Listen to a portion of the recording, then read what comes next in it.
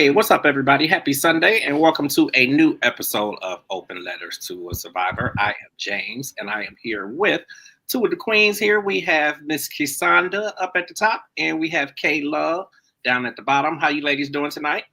Wonderful. Listen, okay. Don't make me laugh, K Love. I'm fabulous. Listen, it is an amazing show in store for you tonight. We are a couple minutes off, so I'm going to just be quiet and we're going to pass it right on off to Cassandra so she can go ahead and get the ball going. Take it away, Queen. All right, all right. Good evening, everyone, and welcome to another episode of Open Letters to a Survivor. How are you, K-Love? I am actually doing pretty good. I'm stuffed like a turkey right now. You know, I had a nice dinner and yeah, I'm feeling pretty good. Awesome. I'm sure you all have noticed that Lady Poet is not with us this evening. She is taking a much needed rest. We always send our prayers and love with her, and she should be with us again next week. So, mwah, to you, Lady Poet. All right. With that being said, I'm going to go ahead and get the show started as we are open letters to a survivor. And so we always start out the show with our Dear Survivor letter and always try to keep it in theme with our guests and their topic of focus for the evening. And so here we go. Dear Survivor, grief is a language no one wants to learn, yet here you are speaking it with courage. Losing someone you love, especially to suicide, can feel like carrying a pain too heavy for words. You are surviving the unimaginable, one breath at a time. The world may not always understand your pain, but know this: your love is real, your loss is real, and so is your right to grieve however you need to. You are not alone on this journey. You are seen, you are loved, and you will never have to carry this alone. There are no words that can fully capture the depth of your loss. Some days it feels impossible to make sense of a world that keeps turning while your heart aches in stillness. Grief is not something you get over, it's something you carry and learn to live with. And if today feels heavy, know that your feelings are valid. Every tear you've shed is proof of the love that remains. You are not broken. You are doing the best you can, and that is enough. Your heart may be broken, but it still beats with the love you carry forward. There is no right way to grieve, only your way, step by step, moment by moment. And as you walk this path, may you find gentleness for yourself and the hope that healing is possible. Take care and be well as you elevate along your healing journey. Sincerely, Lady Poet Speaks, K Love, the entire team of Open Letters to a Survivor, tonight's guest, Miss Lynn Lewis, and me, Cassandra Williams. As usual, Cassandra, you always you always bring us in very well with those letters to our survivors. Thank You you. hit home every time. Thank you. So, is our guest here? Yes. So, with that being said, we are going to bring forth to you this evening our lovely guest, Miss Lynn Lewis. Hey, Miss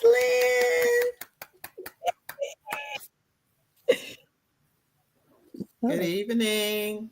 Evening. How are you? I'm well, thank you. That was a beautiful, beautiful letter. Oh Thank my word. It encapsulates so much of what I talk about, what I teach about, what you. I live day to day. That's beautiful. So do you write the letters yourself? Yes. That is beautiful. Oh my word. Beautiful. Thank you.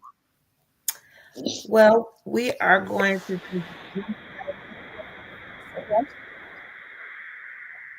So, Miss Lynn, can you share a little about your journey and what led you to where you are today?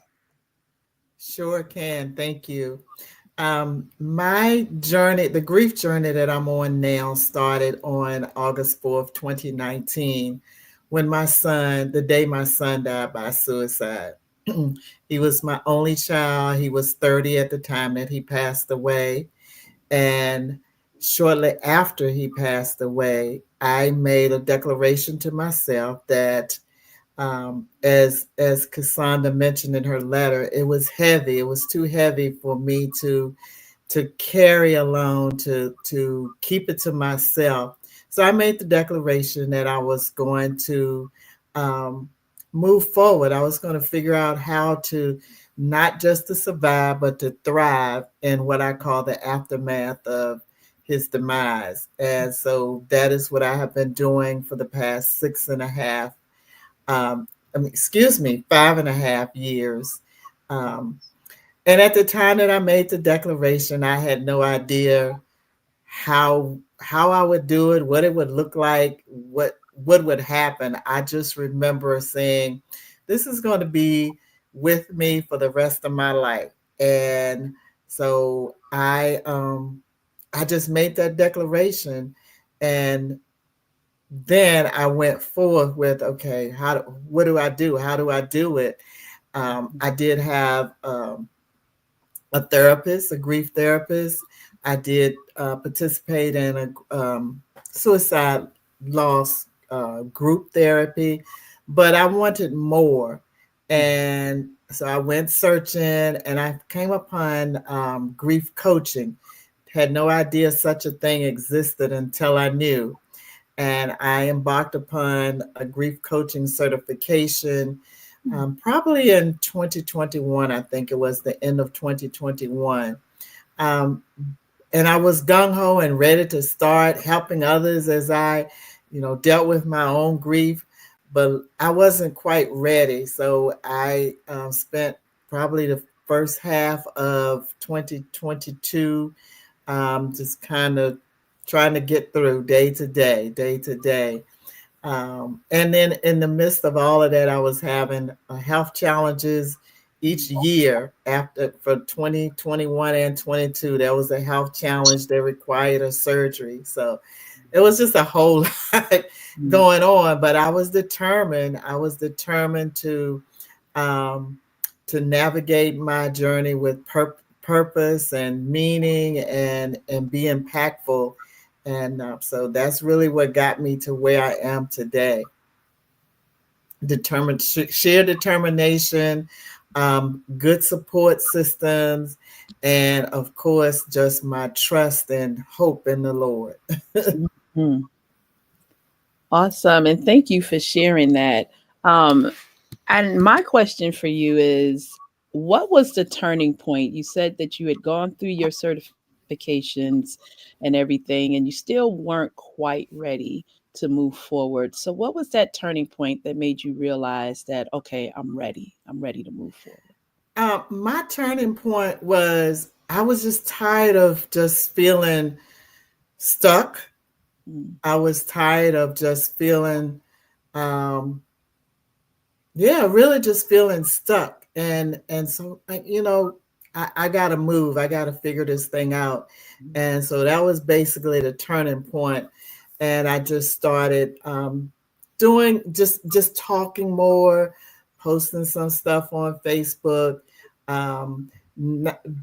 building my confidence to talk about my son and his story. And it was just like a shift. Like, basically, I'm tired of feeling like this. So let's go. You know how sometimes you have to have those conversations with yourself?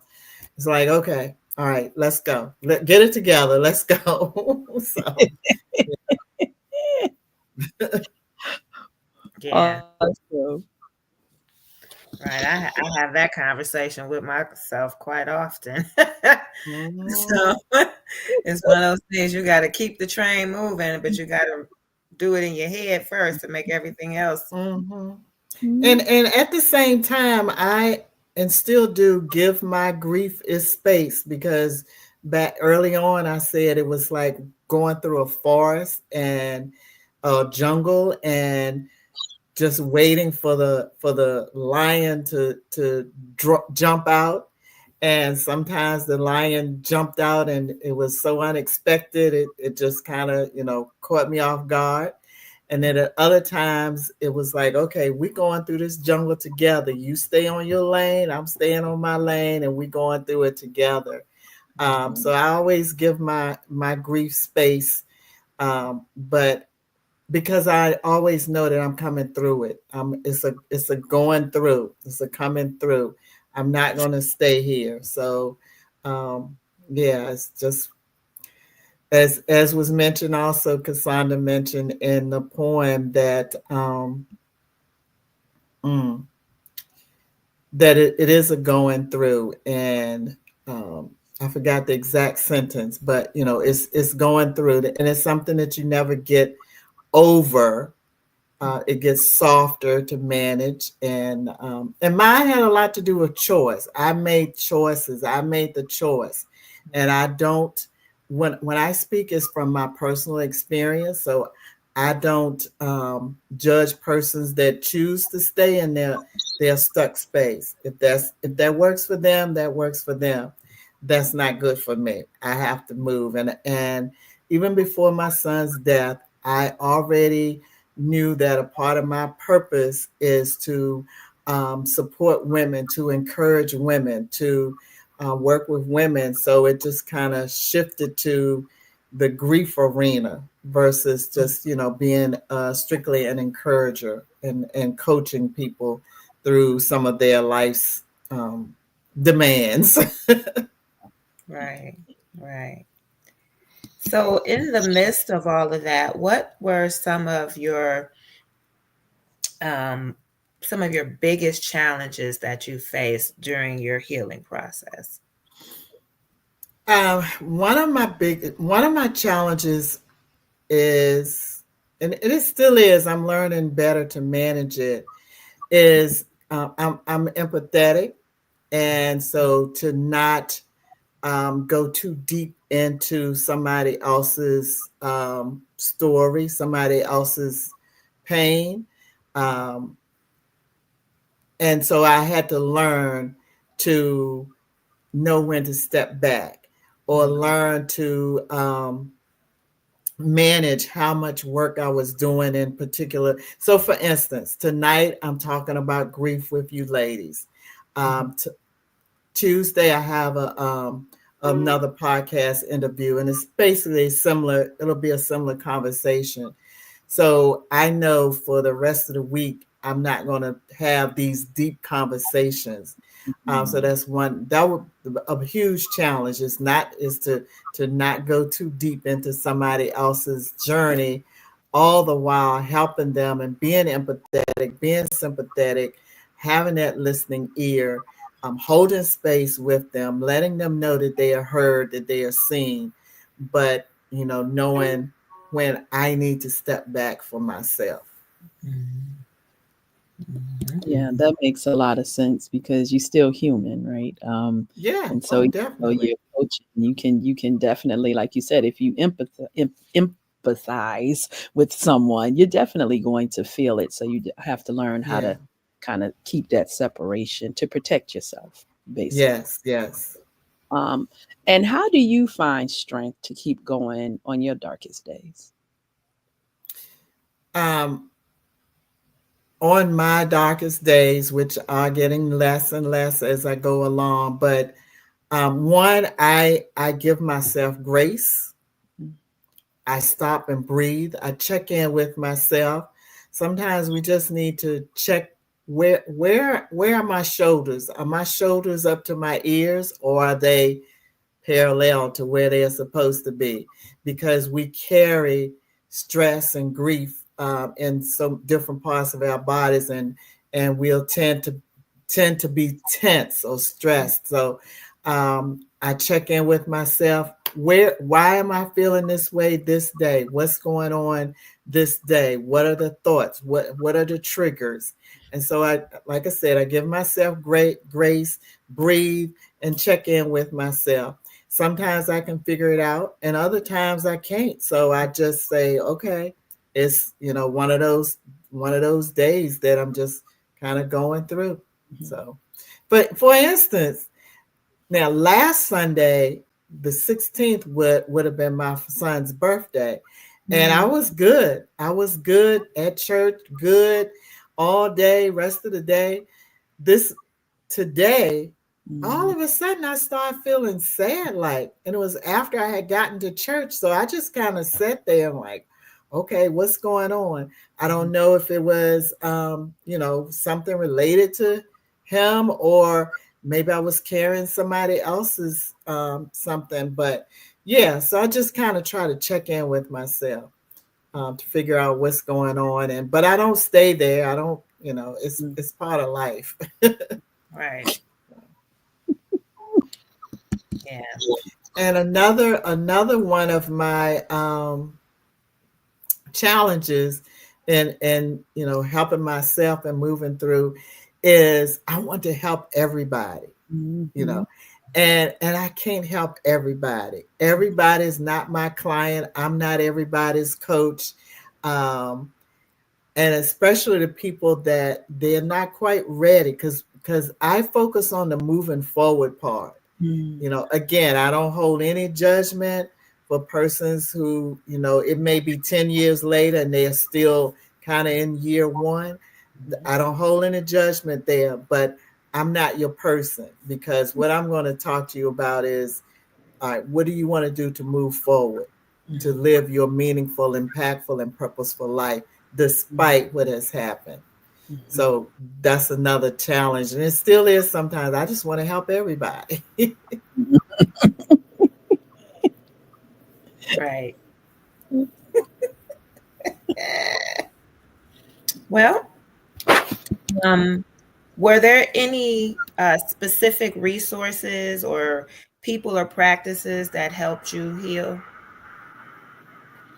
Well, as I mentioned, I early on, just like maybe 3 months after, I did participate in a survivors of suicide loss support group. And then I had an individual therapist.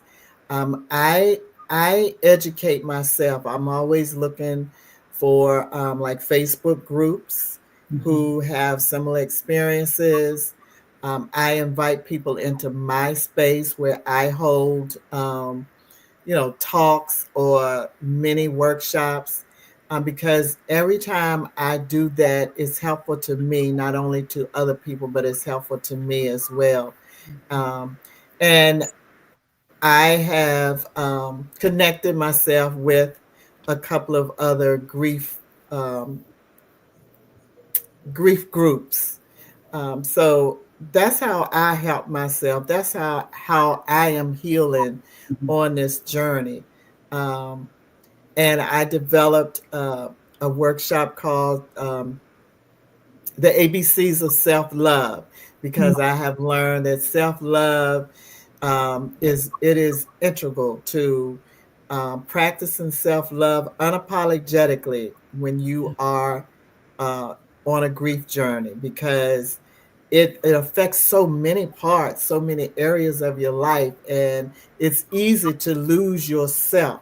It's easy to lose yourself. And so, yeah, I talk self-love, self-love, self-love. Well, thank you for sharing that one, because you definitely have to learn how to love yourself. And like you said, in the midst of that type of situation, I can see where you can easily lose yourself.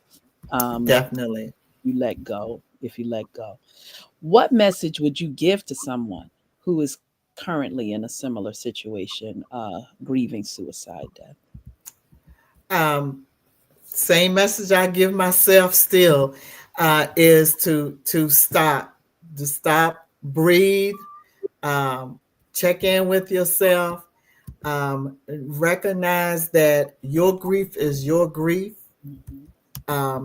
that you are going to experience these emotions of guilt and sadness and wonder. You are going to experience those things. Know that it's normal. Know that that grief is really a part of life. Every single one of us, if we had a birthday, which we have, we're going to experience grief and loss at some point in our lives. So, especially people that's just in the early stages, is because it's so, and especially with suicide, it is so hard because there's so many unanswered questions. And on the rare occasions that somebody does leave a note, it still leaves unanswered questions. And so I say to people, stop and breathe. Know that your grief is yours. Don't let anyone else tell you how to grieve, how long to grieve. And I do also tell people that if you find yourself feeling like you want to hurt yourself, like you want to hurt somebody else, to please seek guidance from a professional, whether it's your medical doctor, to get a referral, look for a therapist, if you have a clergy type person, but to get some help. Because one of the huge things with suicide survivors is we blame ourselves. And so to know it's not your fault. It really is not your fault. It really is not your fault, because we're looking for a reason. Why would somebody do that? And so if we can blame somebody else, we can blame ourselves, So don't blame yourself. It's not your fault.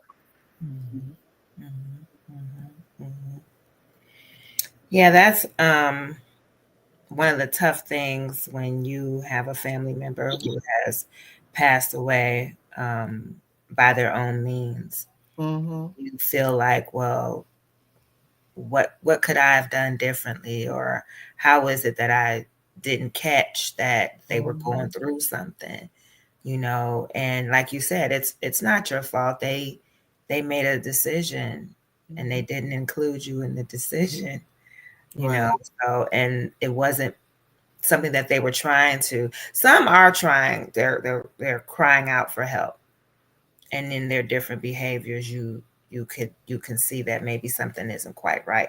But then when those have specifically made their minds up, it's a little more difficult. It is. Yeah, because, and what I have learned is that it's not always that they want to kill themselves or die. It's the pain, whatever that pain is. They just want to get rid of that pain. Right. And so they get to, this is the only way that they can see to get out of that pain is to make that final decision. And it's a hard thing for those of us left behind. It's a hard thing for us to fathom, to get in our mind how, to get to that point. And I'm grateful that I've never, been to that point. But even now, talking to some persons who have attempted and survived, that's some of the stuff that I do to try to get a better understanding of, what people go through that are suicidal or have suicidal ideation. So yeah, just always learning and trying to educate myself so that I can do likewise to others, for others, because unfortunately we live in a grief grief void society. It's not comfortable to talk about, so we don't talk about it. Right. We give the platitudes. You're gonna be okay. They're in a better place. God knows best. You can do this, or at least. And so we try to, I guess, push it under the rug. But yeah, it's hard. it's harder sometimes than others. Right, right. And so, how has sorry, my phone died on me. How has surviving your experience shaped the person that you are today?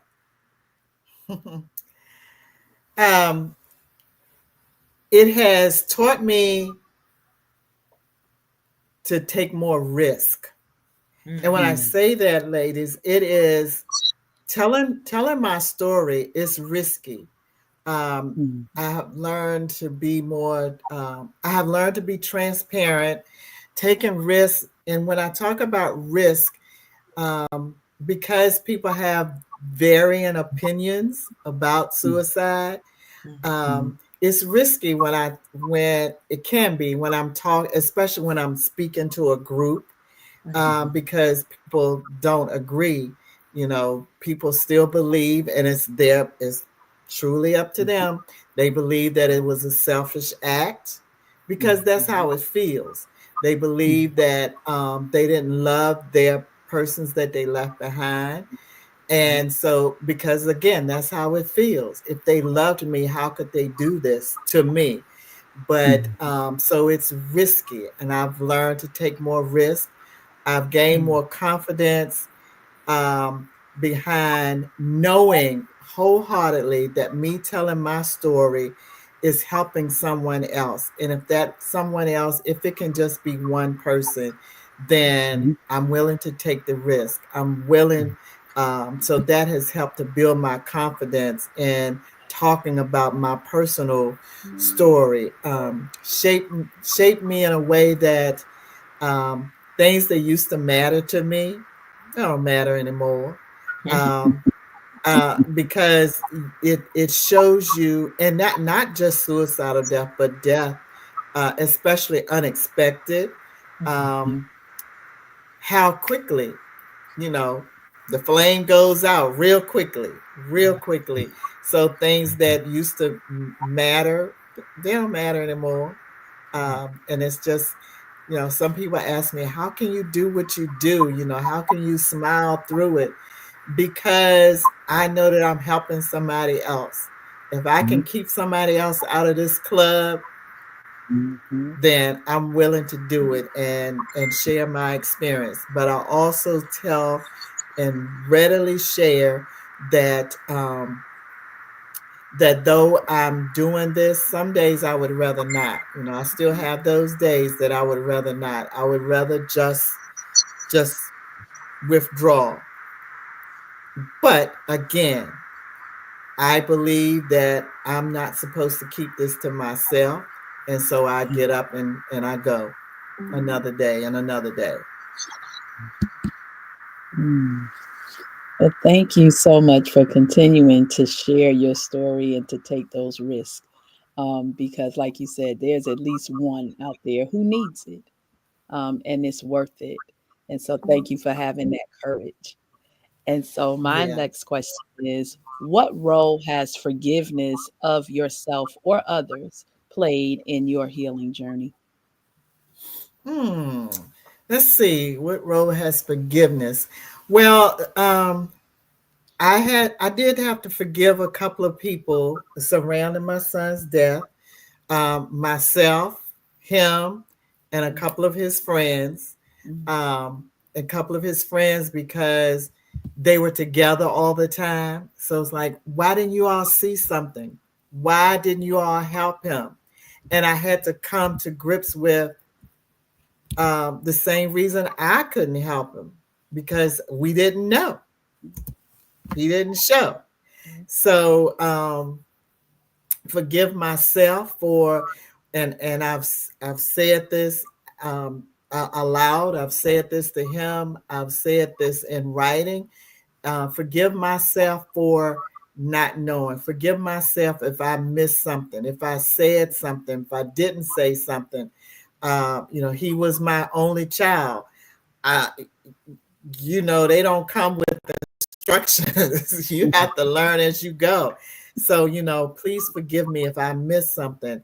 And then forgive him for not trusting me not trusting his dad that he could talk to us about anything, and we had conversations like, we may not agree, but we're here. You can talk about anything. And that was from, early on when he was a youth and a teenager.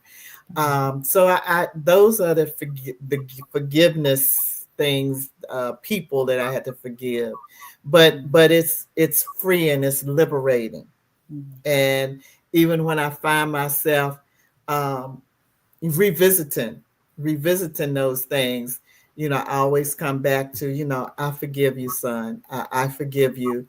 I forgive myself. So, yeah, that's where forgiveness comes in with me. Yeah. And thank you for sharing that, because that's real. Especially, I think people think about, maybe forgiving yourself as the parent or forgiving your child or your family member. But then to say, but you are hanging out with, this your crew.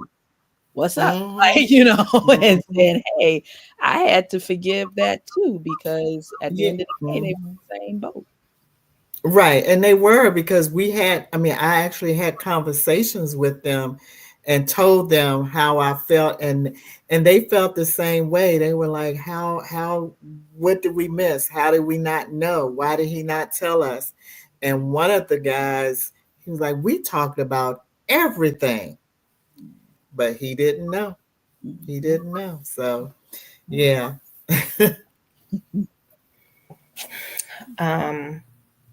Well, I commend you for even mentioning the other relationships, because people forget, they're not amoebas. They had friends, they had relationships, they had family, so for whatever reason, whatever pain they were experiencing, everybody just isn't seeing it, or because they've masked it so well. They internalized all of their issues and their pain and made it difficult for us to see, or for them to even talk about it. Right. And men are a little different. They have their egos, and they want to be strong, and they don't want anyone to know that they're really weak and tore up inside.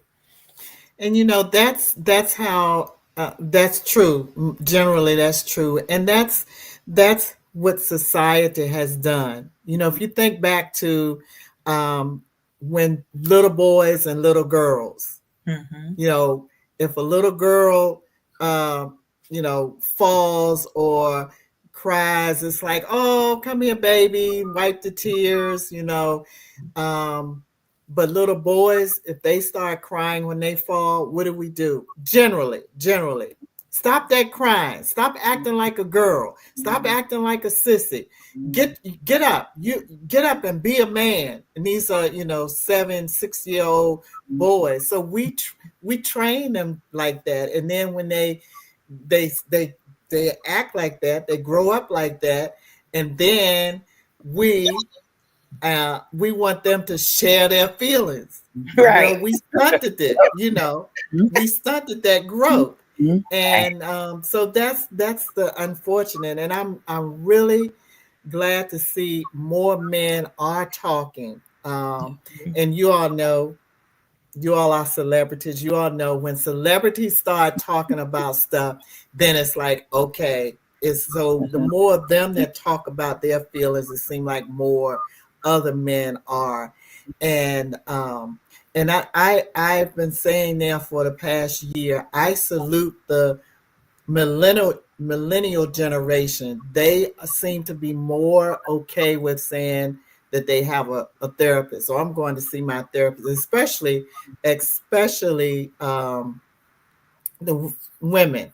I know several young women's like, yeah, I got a therapist. I'm going to see my therapist. And I think that's a good thing, because, my generation, baby boomers, oh no, we didn't talk about that. And a lot of us still don't. And Right. once I had a grief therapist, I said, I'll probably have a therapist or a coach of some kind for the rest of my life. Because it's just good to have that.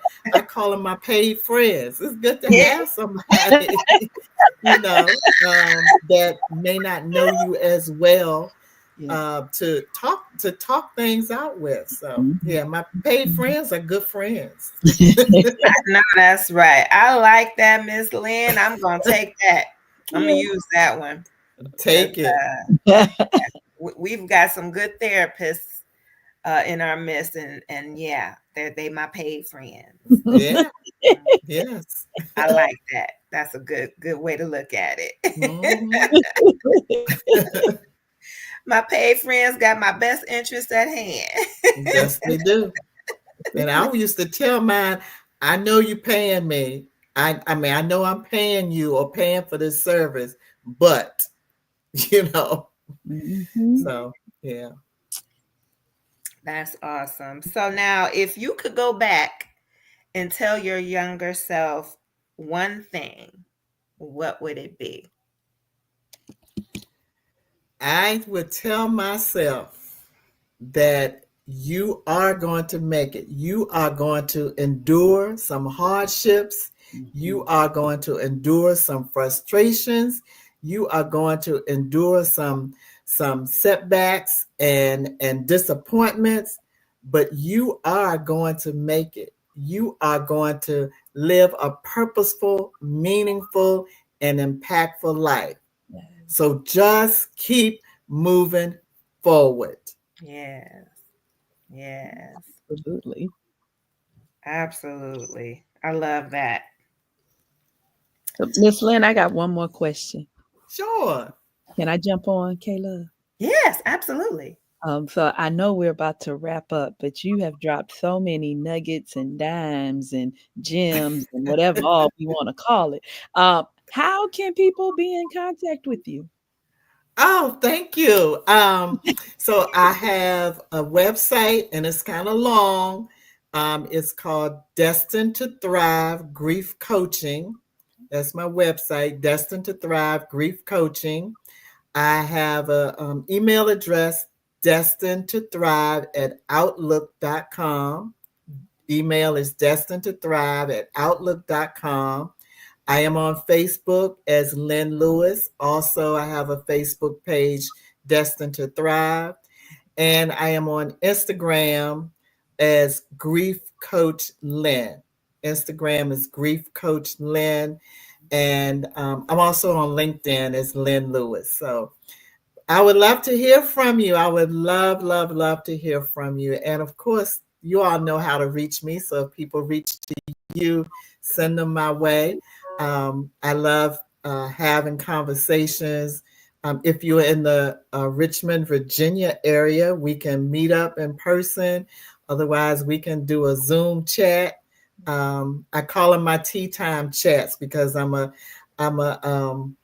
avid tea drinker and tea enthusiast. So I call them my tea time chats. So we can talk about grief or we can just talk. But I would love to hear from you. We'd love to get feedback about our conversation tonight. Awesome. Awesome. I do have one more question that just popped up in my head. Okay. When you said that you took up becoming a coach, a grief coach, can you just briefly expound upon if anyone was interested in that? How would they go about doing that specifically for grief? Is it a degree, a certification, or? It's a certification. It's not a degree. So most people are familiar with life coaches or life coaching. Even a personal trainer type coach, those are persons who they help you figure out where you want to go next. So grief coaching is similar, but it zeroes in on grief. So now that you have experienced this loss, what do you want your life to look like now, moving forward?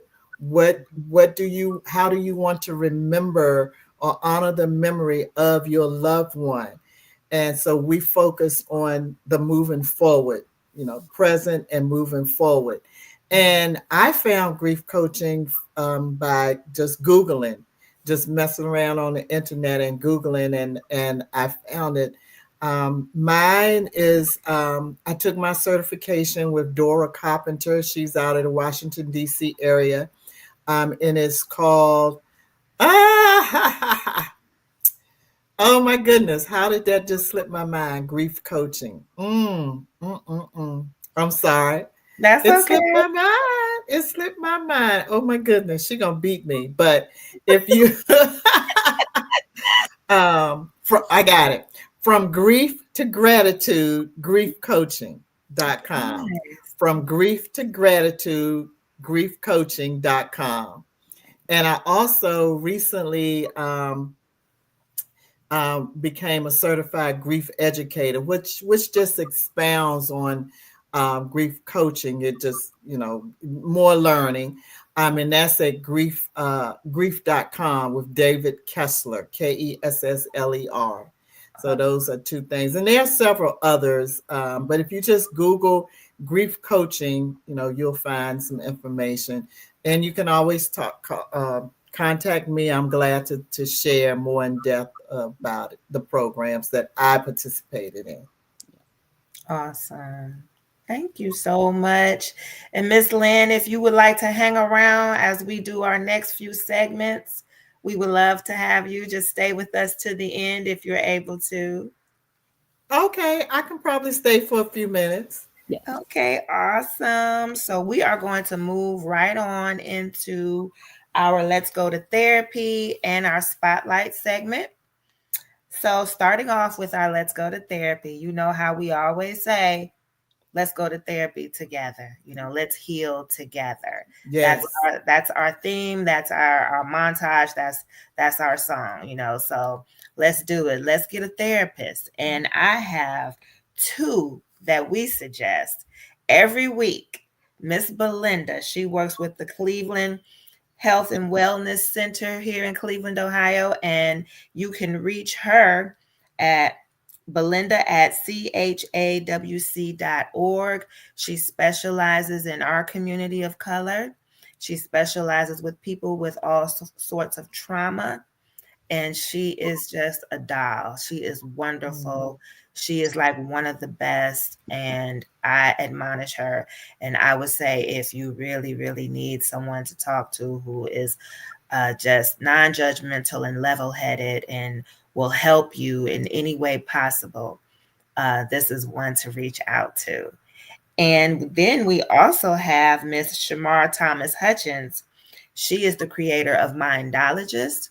You can reach her on any social media platform under Mindologist. And she has been in this business with therapy for many, many years. And she is also open to trauma, specializing in trauma in our communities. And she customizes time for you for when you are available. So that means there's no excuse. We got somebody who's there for you, so that you can get the help that you need.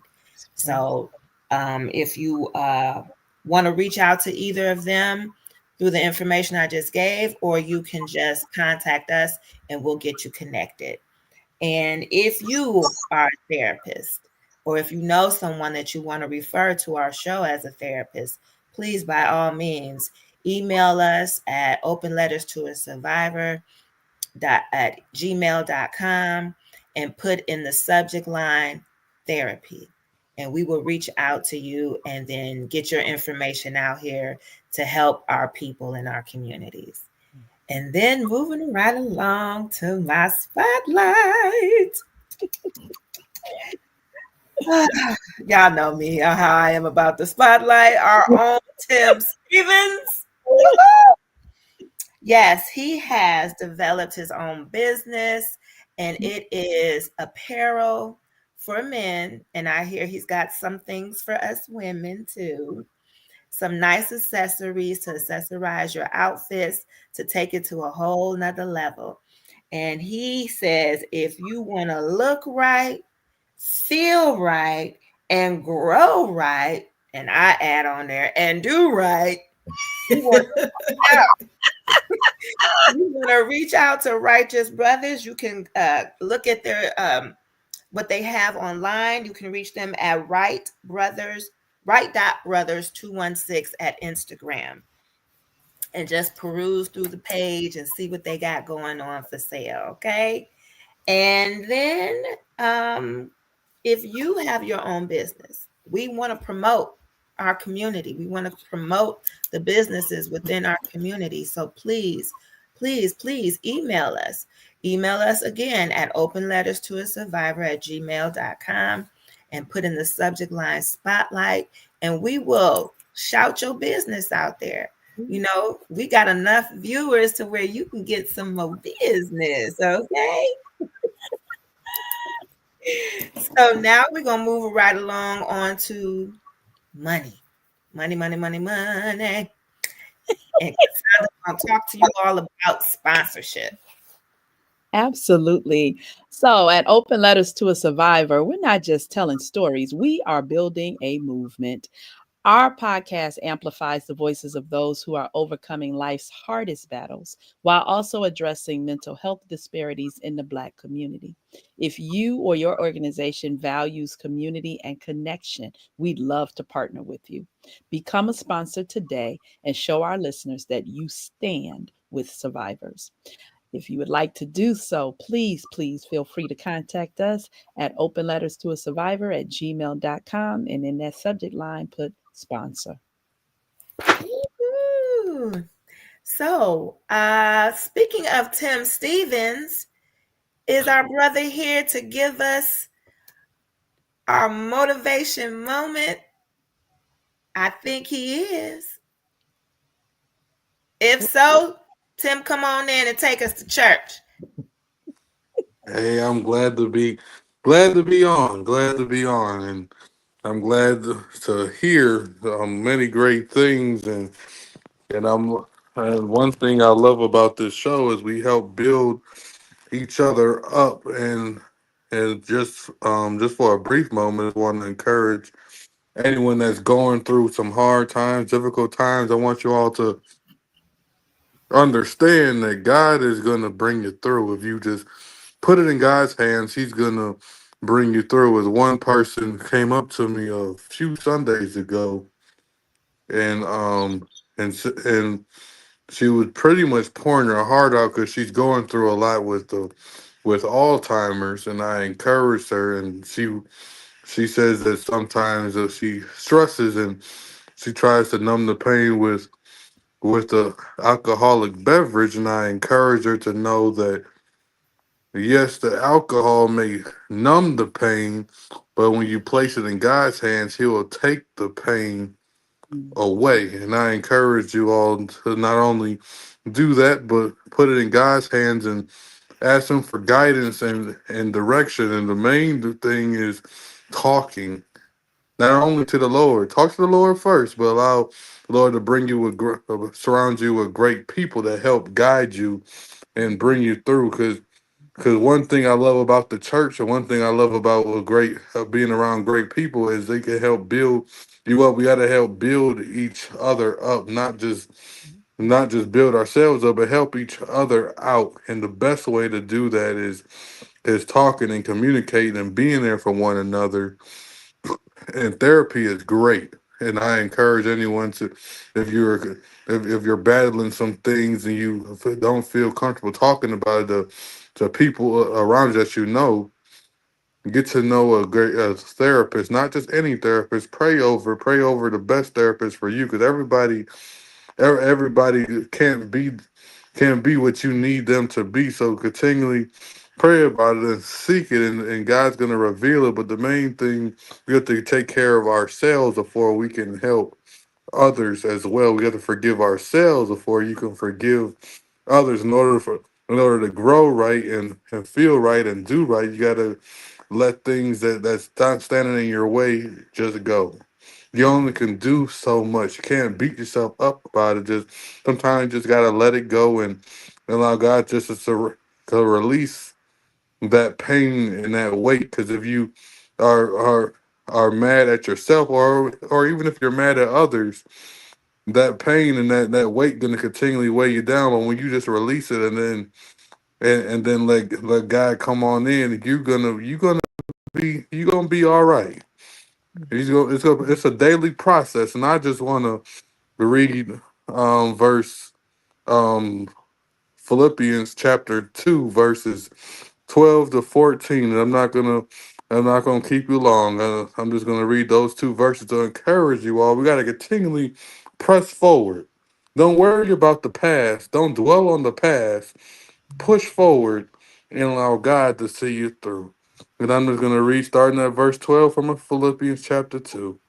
I don't mean to say that I have already achieved these things or that I have already reached perfection, but I press on to possess that perfection for which Christ Jesus first possessed me. No, dear brothers and sisters, I have not achieved it, but I focus on this one thing, forgetting the past and looking forward to what lies ahead. I press on to reach. I'm sorry, I'm flipping pages.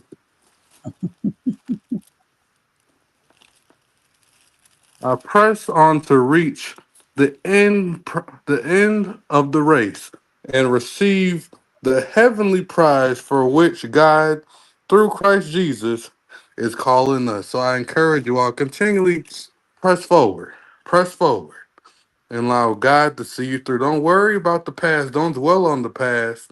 Don't even hold them grudges that you had in the past. Just gotta let it go and allow God to see you through. Remember, God didn't call us to be successful, but He called us to remain faithful. You remain faithful in Him, God will see you through. And one way to get to know Jesus is confess with your mouth, believe in your heart that Jesus is Lord. And Lord means ruler over your life, and God will come on into your life. And He'll see you through and take you to even the better place than you ever thought you can go. But each and every day, remember, it's a daily process.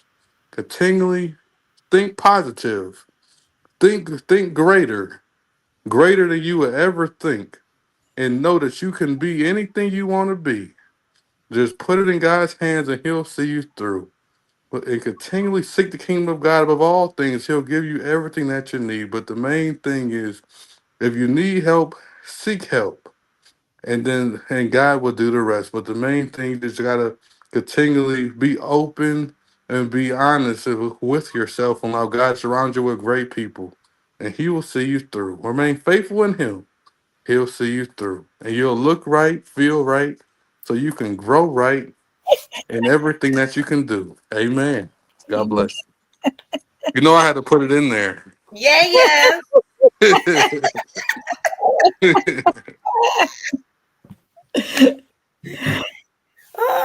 Thank you, Brother Tim, for those wonderful words. Oh, you're welcome. No problem. Always, always, always. You always have it something spiritual to uplift us and move us forward. And we appreciate your motivational moments. We thank you so much. And even more so because you always back it up with the word of God. So we thank you for that. We appreciate that so much. If there is nothing else, we just want to say to Miss Lynn Lewis, thank you so very much for showing up and sharing your story with us. I am very positive and sure that you have impacted somebody tonight. You know, somebody heard you. And thank you all for having me. Oh, absolutely. Thank you for coming. And you're always welcome to come back. We always please. You can come back. Oh, thank you. Thank you. I'll keep that in mind.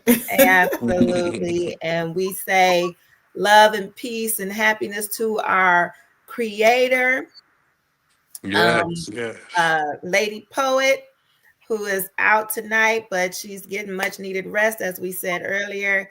We love her. We thank you for giving us this opportunity and this platform.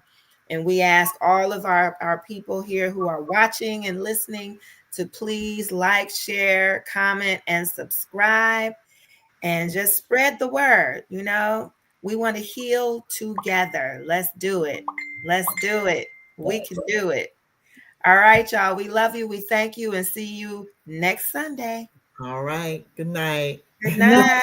Night.